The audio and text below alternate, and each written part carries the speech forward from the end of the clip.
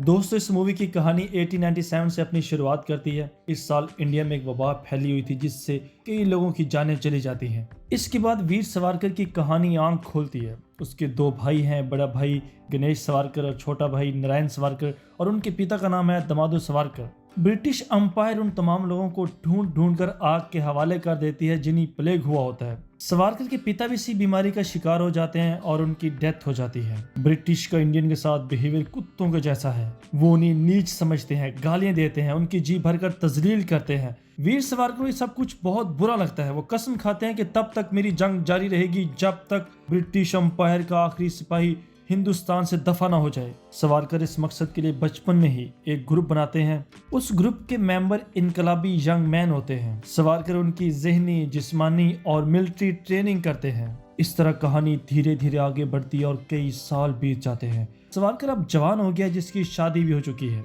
वो लॉ करने के लिए लंदन का प्लान बनाते हैं। उनका ख्याल था कि लॉ करने के बाद वो ब्रिटिश अंपायर को चैलेंज कर सकते हैं और उनसे कानूनी जंग लड़ सकते हैं। लंदन जाने से पहले वो फ्रीडम फाइटर बाल तिलक से मिलते हैं। सावरकर और उसका भाई उनकी पार्टी में शामिल हो जाते हैं। तिलक उन्हें बताते हैं कि लंदन में आपके जैसे कई फ्रीडम फाइटर यंग मैन भी रहते हैं। वो भी तुम्हारी तरह देश के लिए जी जान से गुजरने के लिए हर वक्त तैयार है। तिलक साहब सावरकर से कहते हैं कि आप उनसे जाकर लाजमी मिलें। सावरकर लंदन जाकर उन तमाम लोगों से मुलाकात करते हैं, उन्हें स्वराज का मतलब समझाते हैं और उनके इरादों को मजीद गूस बम्प देते हैं और इसके साथ साथ अपनी लॉ की डिग्री मुकम्मल करने में लग जाते हैं। जब हॉस्टल की इंतजामिया के इस बारे में पता चलता है तो उसे हॉस्टल से बाहर निकालकर 10 रुपए जुर्माना कर देते हैं। उस वक्त के 10 रुपए का मतलब है आज का 10,000।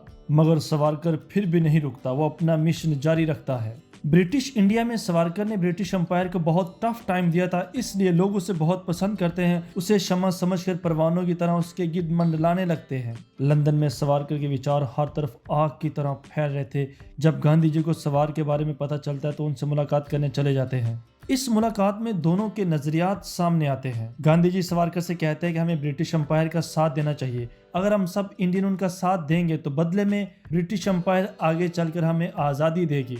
गांधी जी कहते हैं कि हमें अहिंसा मतलब अदम तशद्दुद से काम लेना होगा। मगर सावरकर गांधी जी से शदीद इख्तलाफ करते हुए कहते हैं कि अहिंसा अंग्रेज सरकार का कुछ नहीं बिगाड़ सकती। अगर हम सब इंडियन मिलकर अंग्रेज सरकार का साथ देंगे, उनके खिलाफ खड़े नहीं होंगे तो गुलामी का पट्टा कभी नहीं हमारे गले से निकलेगा। अहिंसा में आज़ादी नहीं बल्कि मजीद गुलामी में धकेलेगी।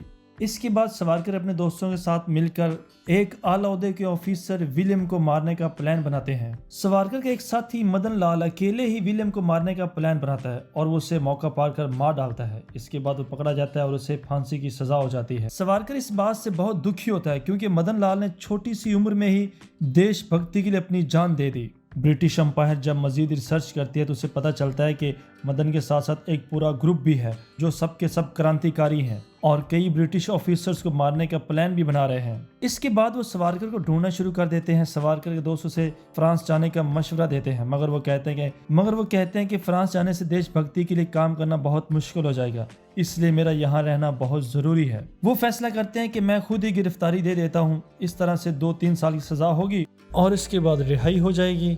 जब सावरकर गिरफ्तारी दे देते हैं तो ब्रिटिश अंपायर को पता चलता है कि इंडिया में भी कई दफ़ा सावरकर उनके खिलाफ खड़ा हुआ है। जब उनका ट्रायल खत्म होता है तो अदालत फैसला देती है कि सावरकर बहुत ही खतरनाक कैदी है, इसे इंडिया डिपोर्ट किया जाए। सावरकर इस फैसले से बहुत ही नाखुश है। वो चाहते हैं कि वो बरतानिया में रहकर अंग्रेज सरकार के खिलाफ फ्रीडम फाइटिंग लड़ते रहें। इसलिए जिस जहाज के जरिए उन्हें इंडिया ले जाया जा रहा होता है वो इससे पानी में छलांग लगा देते हैं, लेकिन जहाज के सिपाही उसे पकड़ लेते हैं और उसे इंडिया ले जाते हैं, जहां उसे उम्र कैद की सजा सुनाई जाती है और कैद काटने के लिए उसे काला पानी में मुंतकिल कर दिया जाता है। इस जेल में सिर्फ फ्रीडम फाइटर ही को रखा जाता है और ये एक जजीरा नुमा जेल है। सावरकर को एक ऐसे सेल में रखा जाता है जहां ना तो हवा आती है और ना ही रोशनी। उन्हें ना खाना मिलता है और ना पानी। जब कभी एक वक्त का खाना मिलता है तो उसमें भी कीड़े मिले होते हैं। कई महीनों के बाद उन्हें इस सेल से निकालकर जब आम कैदियों के साथ रखा जाता है तो उनकी मुलाकात अपने बड़े भाई से होती है। वो भी इस जेल में सजा काट रहे होते हैं। फिर इसके बाद सावरकर को बार बार उसी सेल में डाला जाता है। इस तरह करते करते 15 साल बीत जाते हैं। इस दौरान सवारकर अंग्रेज सरकार से गुजारिश करता है कि मुझे कॉपी और पेंसिल दी जाए। इसके जरिए वो कई किताबें लिखते हैं और अपने विचार का पूरे इंडिया में चर्चा करते हैं। इन किताबों के जरिए इंडियन को पता चलता है कि सवारकर इंडिया की आज़ादी के लिए काले पानी की सजा काट रहा है। नौजवान उनकी किताबें पढ़कर उनसे बहुत इंस्पायर होते हैं, इसलिए वो प्रोटेस्ट करके ब्रिटिश एम्पायर पर प्रेशर डालते हैं कि सवारकर को आज़ाद किया जाए। इसके बाद ब्रिटिश एम्पायर सवारकर और उसके भाई को आज़ाद कर देती है और उन पर 2 पाबंदियां भी लगाती है। पहली पाबंदी ये कि सवारकर अपने गांव से बाहर नहीं जाएंगे, और दूसरी ना तो अपना ग्रुप बनाएंगे और ना ही किसी ग्रुप का मेंबर बनेंगे। अगर इनमें से किसी एक शर्त को भी तोड़ा तो उन्हें दोबारा से काला पानी जेल में डाल दिया जाएगा। एक दिन वीर सवारकर से मिलने भगत सिंह आते हैं। वो कहते हैं कि मैं आपसे बहुत इंस्पायर हूँ। सवारकर उनसे कहते हैं कि जज्बाती बातें छोड़ो, मुझे ये बताओ कि तुमने अब तक क्या किया है। तो भगत सिंह उन्हें बताते हैं कि मैंने असिस्टेंट जॉन सरेंडर को मारा है, जो कि एक बड़ा ऑफिसर था और हिंदुओं की बड़ी तजलील किया करता था। भगत सिंह कहते हैं कि जैसे मदन लाल ने ब्रिटिश ऑफिसर को मारा था, मैंने भी वैसे ही उसे मारा है। मदन लाल का नाम सुनकर सवारकर बहुत ही जज्बाती हो जाता है। वो भगत को गले लगाता है और रोने लग जाता है। वो भगत सिंह आज़ाद से कहते हैं कि चंद्रशेखर आज़ाद, सुखदेव, राजगुरु और आप सब बहुत ही अच्छे क्रांतिकारी हैं। फिर ये सीन दिखाया जाता है कि अंग्रेज सरकार से लड़ते हुए चंद्रशेखर आज़ाद, सुखदेव, राजगुरु और भगत सिंह की जान चली जाती है। सवारकर ये सब सुनकर फिर से बहुत दुखी हो जाते हैं।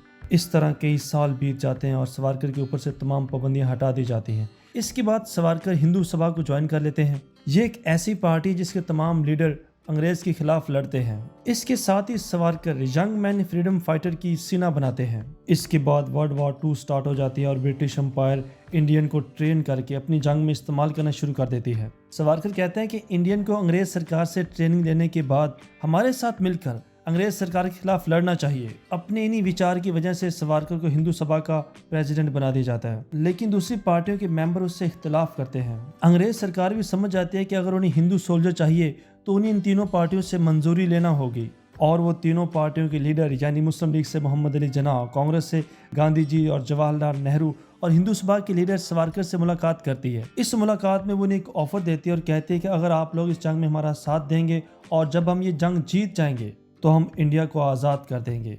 उनकी ऑफर सुनने के बाद तीनों पार्टियों के लीडर आपस में मशवरा करते हैं। सवारकर कहते हैं कि अंग्रेज की एक चाल है, वो अपने जाल में हमें फिर से जकड़ना चाहते हैं। वो हमारे सोल्जर्स का इस्तेमाल करके जब जंग जीत जाएंगे तो इसके बाद कोई गारंटी नहीं कि वो हमें आज़ादी देंगे। सवारकर कहते हैं कि हम ये शो करें कि हम उनके साथ हैं और अपने सिपाहियों को उनसे ट्रेनिंग दिलवाएं। ट्रेनिंग दिलवाने के बाद हम उन्हीं सिपाहियों के जरिए अंग्रेज सरकार के खिलाफ लड़ेंगे।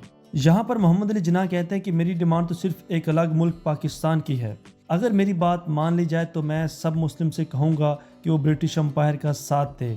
गांधी जी कहते हैं कि मैं भी सब लोगों को अंग्रेज़ों का साथ देने का कहूँगा। फिर गांधी जी के कहने पर इंडियन के तमाम सोल्जर वर्ल्ड वॉर 2 में ब्रिटिश एम्पायर का साथ देते हैं। सरदार पटेल, सुभाष चंद्र बोस और BR अम्बेडकर, जो कि गांधी जी के खिलाफ होते हैं, वो यहाँ पर कहते हैं कि हमें सवारकर की बात मान लेनी चाहिए। बाद में सुभाष चंद्र बोस सवारकर से अलग में मुलाकात भी करते हैं। सवारकर उन्हें कहते हैं कि आप जो अपनी फौज तैयार कर रहे हो ना, बहुत अच्छा कर रहे हो, उसको और ट्रेनिंग दो। इसी फौज के जरिए हम आज़ादी हासिल करेंगे। जब सुभाष चंद्र जापान जा रहे होते हैं तो उनकी जहाज में डेथ हो जाती है। इस वाक़े से सुभाष चंद्र की आज़ादी हिंद फौज बहुत गुस्से में आ जाती है। उसके सोल्जर और दूसरी पार्टियों के सोल्जर मिलकर जगह जगह बगावत कर देते हैं। उनके पास वेपन्स भी होते हैं, जंग लड़ने की ट्रेनिंग और तजर्बा भी होता है। इसलिए ब्रिटिश एम्पायर फैसला करती है कि जंग लड़ने की बजाय हिंदुस्तान को आज़ाद कर देगी। लेकिन आज़ादी देने से पहले ब्रिटिश एम्पायर फैसला करती है कि वो इंडिया को डिवाइड करेगी, और वो मोहम्मद अली जिन्ना की डिमांड पाकिस्तान को तस्लीम कर लेती है और उन्हें एक अलग मुल्क पाकिस्तान दे देती है। अंग्रेज सरकार के जाने के बाद जवाहरलाल नेहरू को हिंदुस्तान का प्रधानमंत्री बना दिया जाता है और पाकिस्तान मोहम्मद अली जिन्ना को सौंप दिया जाता है। बंटवारे के फौरन बाद पाकिस्तान और इंडिया के दरमियान जंग छिड़ जाती है। इंडियन गवर्नमेंट पाकिस्तान की फंडिंग रोकने का फैसला करती है। उस फंडिंग की कुल रकम 75 करोड़ थी। तब गांधी जी पाकिस्तान को सपोर्ट करते हैं और मरण भर्त रख लेते हैं, जिसकी वजह से इंडियन गवर्नमेंट पाकिस्तान को 20 करोड़ दे देती है। इस बात से सवारकर और उसकी पार्टी हिंदू सभा को बहुत गुस्सा आता है। हिंदू सभा की पार्टी के एक मेंबर होता है नथुराम गोडसे। वो सोचता है कि सारी कत्लो गारत तकसीम की वजह से हुई है। उसके नजदीक बंटवारे के 2 बड़े किरदार हैं, एक मोहम्मद अली जिन्ना और दूसरे गांधी जी। वो उन दोनों को कत्ल करने का फैसला करता है। जब वो मोहम्मद अली जिन्ना को मारने के लिए उनकी जगह पर जाता है तो उसे पता चलता है कि मोहम्मद अली जिन्ना पाकिस्तान चले गए हैं। इसके बाद वो गांधी जी के पास आता है और उन पर गोली चला देता है, जिससे गांधी जी की फौरन ही डेथ हो जाती है। इसके बाद गांधी जी के सपोर्टर नथुराम गोडसे और उसके परिवार को मार डालते हैं। नथुराम चूंकि ब्राह्मण थे, इसलिए गांधी जी के भगत कई ब्राह्मणों को भी जिंदा जला देते हैं और वो वीर सावरकर के छोटे भाई को भी जिंदा जला देते हैं। सावरकर का बड़ा भाई भी इस दौरान मारा जाता है और सावरकर इस जंग में अकेले रह जाते हैं। कांग्रेस सारा इल्जाम हिंदू सभा पर लगा देती है और हिंदू सभा कहती है कि सावरकर ने गांधी जी को मरवाया है। हालांकि सावरकर का गांधी जी की मौत में कोई किरदार नहीं होता। सावरकर पूरे इंडिया में बहुत ज्यादा पॉपुलर थे और उनकी पॉपुलरिटी से डर कर कांग्रेस सारा इल्जाम उन पर लगा देती है ताकि फ्यूचर में वो उनका कोई सियासी मद्दे मुकाबल न बन सके। इसके बाद सावरकर को बुढ़ापे में जेल में डाल दिया जाता है और उसकी पार्टी हिंदू महासभा को खत्म कर दिया जाता है। इसके कुछ अरसे के बाद हम देखते हैं कि जेल में सावरकर की डेथ हो जाती है और इसके साथ ही हमारी मूवी की कहानी भी खत्म हो जाती है। अगर आपको इस कहानी की एक्सप्लेनेशन अच्छी लगी हो तो अपनी मोहब्बतों का इजहार करने के लिए इस वीडियो को लाइक करें और इस चैनल को सब्सक्राइब करें।